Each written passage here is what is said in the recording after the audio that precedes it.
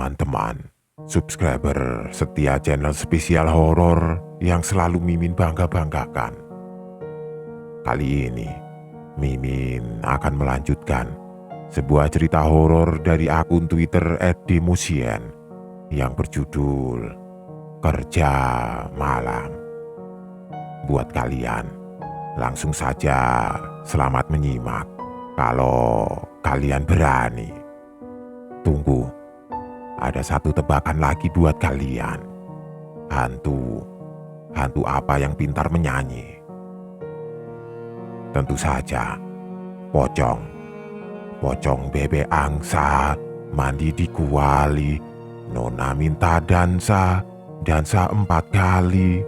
Salam horor.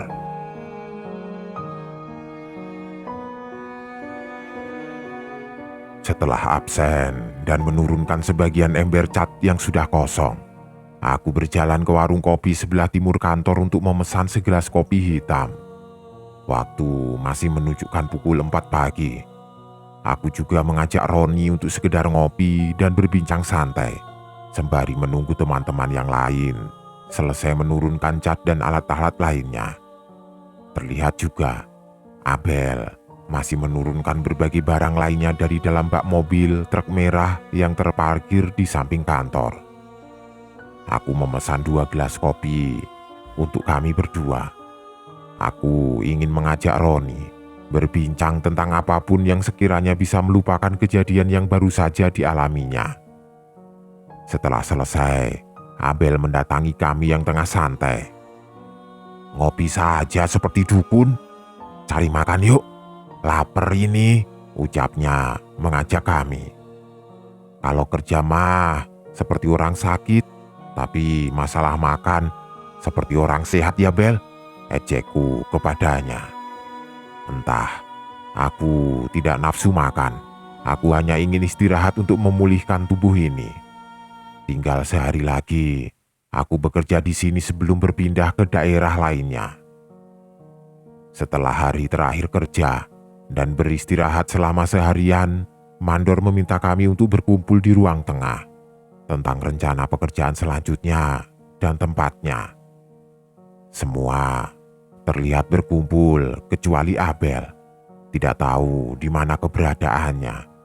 Mungkin biasa menelpon janda kampung pujaannya. Ternyata tujuan selanjutnya adalah tol Cipularang. Mendengar akan hal itu aku terperanjat kaget. Bagaimana tidak? Aku sudah banyak membaca artikel dan menonton video tentang angkernya tol tersebut. Bisa dibilang, aku tidak mau melewati jalan tersebut, tapi sial, tujuan selanjutnya malah mengarah ke jalan tersebut. Aku diam, tidak bertanya apapun, hanya mendengar instruksi dari Pak Mandor. Sempat ragu untuk melanjutkan pekerjaan ini. Setelah briefing usai, aku mencoba bertanya ke para pekerja lainnya tentang bagaimana tanggapan mereka. Ada yang bersikap biasa saja, tapi ada beberapa orang yang merasakan hal sama sepertiku. Ragu, cemas, takut bekerja di tol tersebut. Kami semua diberi jatah libur kurang lebih selama 4 hari. Banyak dari kami yang pulang kampung. Tetapi aku tidak. Aku lebih memilih di sini, di Jakarta, menikmati suasana kota yang aku rindukan. Sementara Abel dan Roni memilih pulang. Aku hanya menitipkan uang untuk orang tuaku di kampung. Ketika malam menjelang terasa sepi dan sunyi, Pak Mandor pun ikut pulang sementara Pak Anton memilih berkunjung ke saudara yang ada di Jakarta Selatan selama 2 hari. 2 hari berlalu. Pak Anton datang dengan sedikit membawa makanan sebagai buah tangannya. Setelah beristirahat, beliau mengajakku untuk ke kantor, menemui temannya yang bekerja sebagai petugas patroli jalan di Cipularang. Namanya Pak Hendrian, pria parubaya yang mungkin seumuran dengan ayahku di kampung. Aku pun bersalaman dengannya mengenalkan diri karena saat itu belum ada virus corona. Beliau terlihat ramah dan mudah bergaul. Mungkin kepoan juga. Aku pun langsung mendapat banyak pertanyaan darinya. Waktu terasa cepat ketika kami bertiga membicarakan banyak hal. Aku pun cepat akrab dengan Pak Rian. Selepas asar, beliau pamit untuk pulang menemui istrinya di kontrakan yang memang agak jauh dari sini. Satu hari berikutnya, semua orang telah kembali, termasuk Abel dan Roni. Mereka juga membawa sedikit oleh-oleh dari kampung untukku. Satu hari tersisa sebelum perjalanan panjang dimulai. Tempat baru dipijakan dan tantangan baru dihadapi. Barang sudah dikemas, semua pakaian sudah dimasukkan ke dalam tas. Dengan menaiki mobil bus dari kantor, kami memulai perjalanan ini. Kami berangkat selepas waktu zuhur, dengan estimasi perjalanan kemungkinan kita akan sampai ketika sore hari. Selang beberapa lama, mobil yang kami tumpangi telah memasuki tol Cipularang. Suasana hutan lebat menyambut kami. Begitu indah ketika siang hari, namun tidak dengan saat malam hari. Laju kendaraan tersendat, melaju dengan tempo yang lambat. Macet, itu yang aku katakan, karena melihat laju mobil lain yang sama lambat. Malam menjelang, waktu yang diperkirakan meleset jauh. Kulihat billboard penunjuk arah jalan kami baru sampai Sadang, sebuah daerah di Purwakarta. Kulihat di Google Map, jarakku masih jauh dengan tujuan. Entah jam berapa, aku tidak ingat, karena tubuh yang lelah seharian hanya duduk di kursi penumpang. Dari arah depan, terlihat mobil patroli polisi dengan lampu sirenenya yang menyilaukan mata. Beberapa polisi juga bertugas melancarkan arus kendaraan. Terlihat juga beberapa ambulan dan mobil petugas jalan. Rupanya ada sebuah kecelakaan yang sudah terjadi. Mobil truk barang dengan beberapa mobil sedan hanya terlihat dari kejauhan karena kami harus memutar dan menghindar dari strip jalur tersebut. Penyambutan macam apa ini? Batinku berkata. Hingga jam 11 malam, kami baru sampai di tempat tujuan, di sebelah gerbang tol keluar di Cimahi, Jawa Barat. Kami pun segera turun untuk melemaskan otot-otot yang tertahan sedari tadi. Suasana begitu sepi dan gelap di sini. Kami diantar ke sebuah mes yang akan kami tinggali nantinya. Mes yang sudah lama tidak terpakai, namun dengan kondisi yang masih terawat. Namun di arah samping adalah pekarangan yang mengarah langsung dengan jalan tol. Abel menanyakan keberadaan warung di sekitar sini. Dan rupanya warungnya berada di bawah, sedikit turun melewati undakan yang telah tersusun dengan pijakan batu alamnya. Sembari melepas lelah, kami beristirahat di warung tersebut, memesan kopi, mie rebus, dan makanan lainnya. Malam ini dilalui dengan semua orang yang tertidur pulas karena lelah di perjalanan. Pagi hari menjelang, kami diajak untuk survei ke tempat yang akan kami kerjakan nantinya. Di luar dugaanku, pemandangan di sepanjang jalannya begitu indah memanjakan mata. Hamparan bukit dan persawahan khas perbukitan yang bersusun menjadi pemandangan utama. Jalan yang berkelok, menanjak, dan menurun menjadi tema utama tol ini. Entah di kilometer berapa aku lupa. Aku melihat patung macan dan patung lainnya, serta batu yang tersusun di samping kiri jalan tepat di lereng bukit yang kami lewati. Bis diparkirkan di sebelah kantor ini. Kami pun turun untuk beristirahat dan memesan makanan di warung kemarin. Bu Ade, pemilik warung, banyak bercerita tentang apapun yang dia ketahui. Mulai dari orang-orang di sini sampai mereka yang tidak kasat mata. Setelah kenyang, aku, Roni, dan Abel memutuskan untuk menuju ke mes, sekedar meregangkan otot dan membaringkan badan. Kami juga membawa kopi yang telah diseduh dan beberapa makanan ringan untuk menemani waktu bersantai kami karena besok malam kami mulai bekerja. Sedikit cerita dari Abel. Ketika malam saat sebagian orang tengah tertidur, Abel dan beberapa orang yang tersisa sedang asik nongkrong di warung bawah. Abel pun sibuk menelpon kekasihnya. Dirasa terlalu berisik, Abel memutuskan untuk mencari tempat yang lebih tenang. Ia menelpon di samping gudang yang tidak terlalu jauh dari warung.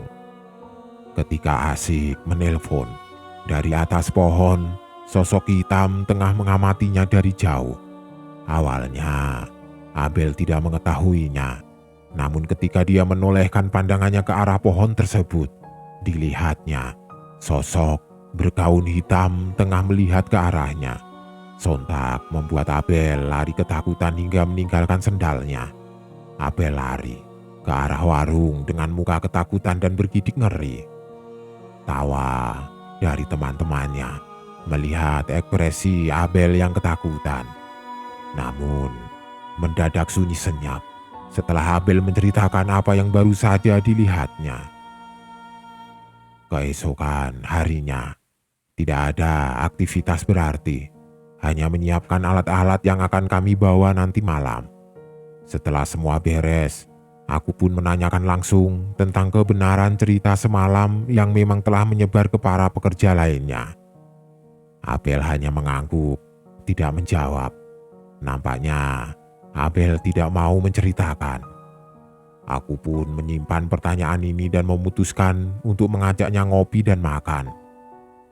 Waktu menunjukkan jam 20 malam ketika kami berangkat untuk ke tempat tujuan. Suasana nampak begitu gelap dan sepi. Pencahayaan hanya berasal dari lampu mobil yang melintas. Di sepanjang perjalanan hanya terlihat perbukitan dengan hutannya yang masih lebat. Hanya sesekali nampak terang yang berasal dari rest area ataupun pinggiran perkampungan warga. Tiba di tempat tujuan, kami melakukan hal sama, yaitu dengan mengalihkan arus mobil untuk ke tengah jalan dengan lampu rambu. Setelah nampak sepi, mobil truk kami melaju pelan. 3 orang anggota turun untuk memasang rambu-rambu pekerja dan trafikon di sepanjang jalan yang kami kerjakan. Tidak lupa peralatan pun kami turunkan. Kali ini aku bersama orang yang berbeda, dengan Ipul dan Roni. Sementara Abel dengan kelompok lainnya yang masing-masing terdiri dari 3 orang. Campuran gas dan nitrogen dinyalakan menimbulkan api yang nampak seperti api las ini. Sementara jalanan terlihat gelap dan lenggang. Tidak lupa, aku berdehem, bukan tanpa tujuan. Konon dengan berdehem membuat mereka yang tidak kasat mata untuk menyingkir dari area yang kita datangi. Tidak lupa juga untuk membaca bismillah untuk mengawali pekerjaan dan meminta perlindungan padanya. 2 orang mengalihkan arus kendaraan agar tidak menabrak kami yang sedang bekerja. Sama seperti sebelumnya, kami bekerja secara estafet. Jadi, satu kelompok mengerjakan jalur cat sepanjang 1 kilometer dan kelompok lainnya mengerjakan di kilometer selanjutnya. Ketika selesai, maka berlanjut di kilometer paling depan yang belum dikerjakan. Begitu seterusnya sampai beberapa kilometer, sampai batas cat kuning dan putih terlihat. Kami bekerja sambil terus memperhatikan jalan, takut ada mobil yang hilang kendali dan menabrak kami. Ipul menggantikan tugasku, sementara aku hanya mensekop sisa pembakaran cat. Sementara Roni hanya membawa ember kaleng untuk menampung sisa cat yang sudah terkelupas. Bukan tanpa alasan, aku ingin memastikan agar Roni tidak melamun dan terus fokus menghindari hal yang kemarin menimpanya. Baru beberapa jam kami bekerja, tiba-tiba hujan mulai turun dengan derasnya. Di sepanjang jalan ini, tidak ada tempat berteduh selain di dalam kemudi supir mobil dan di bawah jembatan. Tidak ada pilihan lain selain di bawah jembatan yang melintang di atas jalan tol sebagai tempat kami berteduh. Jembatan yang sepertinya menghubungkan daerah di atas samping kiri kanannya. Kami semua berkumpul di bawah beton jembatan yang cukup lebar ini. Baru pertama bekerja sudah begini. Bagaimana nantinya? Ucapku di dalam hati. Petir saling bersahutan di atas langit, memberikan kesan mencekam, ditambah udara dingin dari hujan dan kawasan perbukitan, membuat kami saling merapatkan barisan untuk saling menghangatkan. Jam 23:15. Hujan belum berhenti, masih sama deras seperti sebelumnya. Membakar sebatang rokok menjadi tujuan mengusir rasa bosan dan dingin yang datang mendekap. Terlihat Roni sedang berbincang dengan salah satu temannya, membuat aku lega karena paling tidak ia tidak melamun yang bisa selalu aku khawatirkan. Tapi di mana Abel? Rupanya dia telah menyeberang ke pinggir jalan di bawah jembatan. Dia terlihat membaringkan tubuhnya beralaskan batako di samping tiang penyangga. Apalagi sih kelakuan anak ini? Aku kesal dibuatnya. Namun, entah hanya halusinasi atau bukan, aku melihat nenek dengan tubuh bungkuk serta rambut putih yang terurai panjang sedang memperhatikan Abel dari pojok gelap bawah jembatan. Aku memejamkan mata dan menggelengkan kepala, berharap penglihatanku salah. Dan aku bersyukur sosoknya tidak ada. Mungkin hanya halusinasi saja. Hingga jam 1 malam hujan sudah reda. Hanya gerimis kecil yang masih tersisa. Karena dirasa sudah tidak memungkinkan untuk melanjutkan bekerja, maka Mandor memutuskan untuk berkemas mengakhiri pekerjaan malam ini. Dalam kondisi gerimis yang masih turun, kami menaiki mobil truk ini, menahan dingin karena baju seragam yang basah. Angin berhembus dengan kencang, menemani perjalanan kami pulang. Tubuh sudah menggigil kedinginan, satu harapan segera sampai di tujuan, mes yang dirindukan. Di hari-hari berikutnya, keanehan mulai terasa. Banyak dari pekerja lain yang dilihatkan sosok penghuni di sepanjang jalan ini. Aku akan menceritakan beberapa menurut pengakuan dari teman-temanku. Mamat dan kedua temannya tengah beristirahat di pinggir jalan, membakar sebatang rokok dan meluruskan kakinya. Salah satu temannya meminta izin untuk buang air kecil. Mamat berpesan agar tidak jauh-jauh dari mereka. Temannya pun pergi ke arah belakang. Tidak lama dia kembali. "Lah, cepat sekali kencingnya," tanya Mamat kepada temannya. Namun dia hanya diam dengan memasang muka datar dan pucat. Tidak lama dia beranjak dan berjalan ke tengah jalan yang nampak ramai mobil berlalu lalang. Mamat segera berlari mengejarnya. "Weh, orang gila, hati-hati ketabrak!" Mamat berteriak memperingatkan temannya. Namun, di balik mobil yang tengah melintas sosok temannya tersebut hilang. Sontak Mamat kaget. Sementara temannya yang asli baru kembali dari belakang menyelesaikan masalah buang airnya.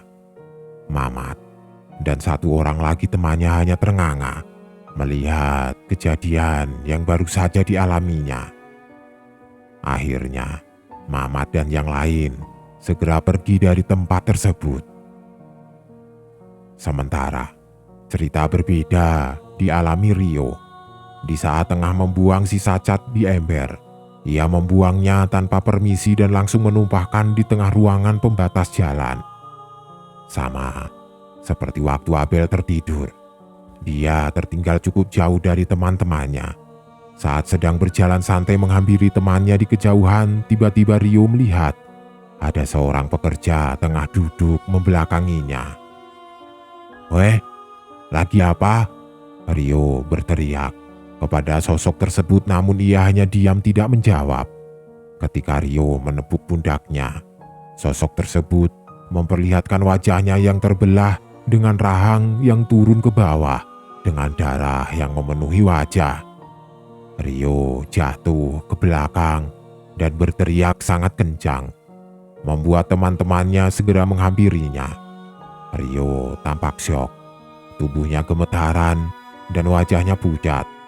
Temannya bertanya perihal apa yang terjadi, namun Rio tidak menjawab, hanya gemetar dan keringat yang terlihat di tubuhnya. Sementara kisah berbeda lagi datang dari Alung. Dia bertugas bersama Pak Anton untuk mengalihkan arus kendaraan agar tidak menabrak kerambu yang kami pasang. Nampak mudah memang dan tidak terlalu berat, namun memiliki resiko dan tanggung jawab yang besar. Belum lagi Alung harus ditinggal di belakang. Jaraknya dengan Pak Anton memang lumayan jauh.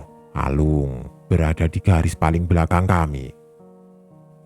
Saat tengah mengalihkan arus kendaraan, Alung sempat beristirahat karena memang jalanan yang sudah sepi. Selesai beristirahat, ia berjalan menuju Pak Anton yang berada jauh di depannya. Namun, tiba-tiba, sorot lampu yang redup mengalihkan pandangannya ke belakang. Tidak disangka, truk barang besar berada hanya beberapa meter di belakangnya. Sontak ia kaget. Tubuhnya kaku, tidak bisa digerakkan. Untuk menghindar pun rasanya sulit karena kakinya terasa begitu berat. Ia melihat truk merah dengan penyok di depan kap kemudinya. Alung seakan hanya pasrah saat truk tersebut menabrak dirinya. Namun, tiba-tiba truk tersebut menembus dirinya dan hilang begitu saja. Seakan hanya hologram yang nampak begitu nyata untuknya. Alung jatuh lemas dengan mulut membisu dan gemetaran di sekujur tubuhnya. Banyaknya perihal yang menyeramkan yang terjadi selama ini membuat kami melayangkan protes kepada Mandor. Namun Mandor hanya mengelak. Dia beralasan bahwa kami hanya berhalusinasi dan tidak fokus saja dalam bekerja, ucapnya. Ya, memang Mandor selama ini tampak tenang. Nampaknya ia belum bertemu para penghuni di tempat ini. Tidak terasa, sudah hampir seminggu kami bekerja di sini. Hal-hal yang di luar nalar sering terjadi. Mulai dari hanya suara-suara sampai bentuk solid wujudnya. Semua makhluk seakan ingin menunjukkan keberadaannya kepada kami. Sialan, Pak Mandor berlari sembari mengumpat. Wajahnya nampak menyembunyikan ketakutan ketika menghampiriku yang sedang bekerja. Sangat keras teriakannya, sampai mengundang perhatian para pekerja lain untuk berkumpul. Melihat ekspresi ketakutannya, kami semua tertawa. Kami semua paham bahwa Pak Mandor baru saja diperlihatkan sosok makhluk menunggu di sepanjang jalan ini. "Bagaimana, Dor? Enak? Cantik tidak yang nakutin tadi?" tanya seseorang. "Nyeremin, sampai kaget tahu. Tahu-tahu turun dari atas." Mandor menceritakan apa yang baru saja ia alami. Saat sedang istirahat di jauh di depan, Mandor sedang duduk santai di bawah jembatan sambil menikmati rokok dan minuman teh kemasan botol yang ia bawa. Terlihat suasana begitu sepi, bahkan suara serangga malam pun tidak terdengar. Tiba-tiba, dari atas jembatan, ia dikagetkan dengan sesosok tubuh perempuan menggantung terjerat tali tambang di lehernya. Wajahnya pas menghadap ke arah Mandor dan tersenyum dengan senyuman yang begitu mengerikan. Sontak, Pak Mandor segera lari kalang kabut melihatnya, seraya mengumpat kejadian yang baru saja dialaminya. Setelah kejadian itu, esok harinya Pak Mandor pun akhirnya membuat keputusan yang melegakan untuk kami semua. Kami sekarang akan bekerja pada siang hari saja. Ia pun mengajukan kepada kantor cabang dan pusat. Dengan sedikit perdebatan akhirnya ia disetujui bahwa pekerjaan akan dilakukan pada siang hari.